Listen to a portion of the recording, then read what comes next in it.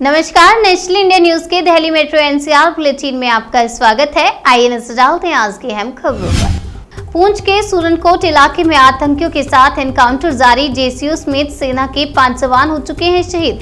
रक्षा विभाग के एक प्रवक्ता ने बताया कि आतंकवादियों की मौजूदगी की जानकारी मिलने के बाद सूरनकोट में डीकेजी के पास एक गाँव में तड़के एक अभियान शुरू किया गया था। बंगाल कांग्रेस ने मंत्री अजय मिश्रा के इस्तीफे की मांग को लेकर किया प्रदर्शन, अधीर चौधरी सहित पार्टी समर्थक हुए गिरफ्तार। पश्चिम बंगाल कांग्रेस के सदस्यों ने सोमवार को लखीमपुर खीरी हिंसा मामले में केंद्रीय गृह राज्य मंत्री अजय मिश्रा को बर्खास्त करने और उनके बेटे आशीष मिश्रा को गिरफ्तार करने की मांग को लेकर यहां राजभवन के सामने प्रदर्शन किया। धरती ही नहीं, अंतरिक्ष की सुरक्षा भी अहम, एनएसए डोभाल बोले, भारत को बढ़ानी होगी निगरानी क्षमता। एनएसए डोभाल ने कहा कि भारत को व्यावसायिक रूप से उपलब्ध स्वदेशी उपग्रह संचार समाधान, भविष्य की प्रौद्योगिकियों में अनुसंधान और विकास, भौगोलिक क्षेत्रों में निगरानी क्षमता और अंतरिक्ष संपत्तियों की सुरक्षा जैसे कई क्षेत्रों में अपनी क्षमता बढ़ाने पर ध्यान केंद्रित करने की आवश्यकता है।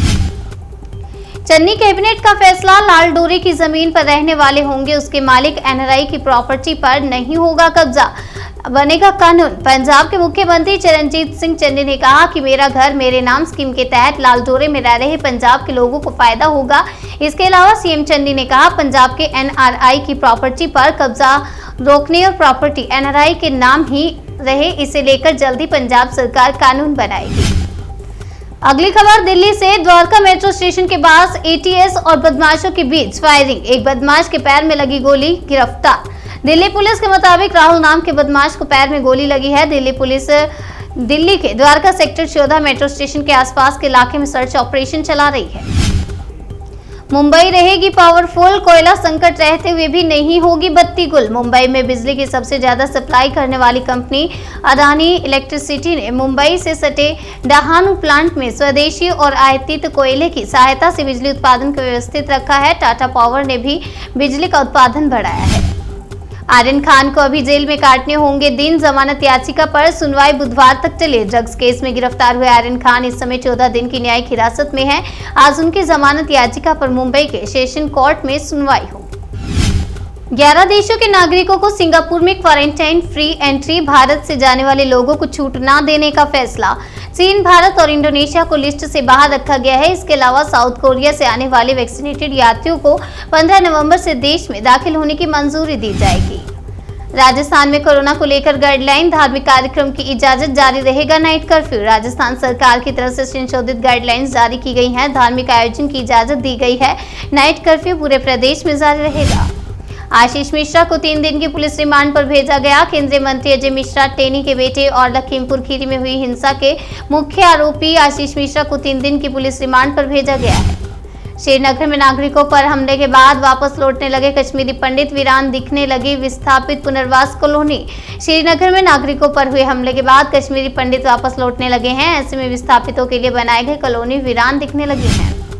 दिल्ली सरकार ने लॉन्च किया देश के मेंटर प्रोग्राम, सरकारी स्कूलों में पढ़ने वाले बच्चों को मिलेगा बेहतर मार्गदर्शन। देश के मेंटर कार्यक्रम का हिस्सा बनने के लिए दिल्ली सरकार ने ऐप बनाया है और 7500040004 पर मिस कॉल देकर देश के मेंटर ऐप को डाउनलोड कर सकते हैं।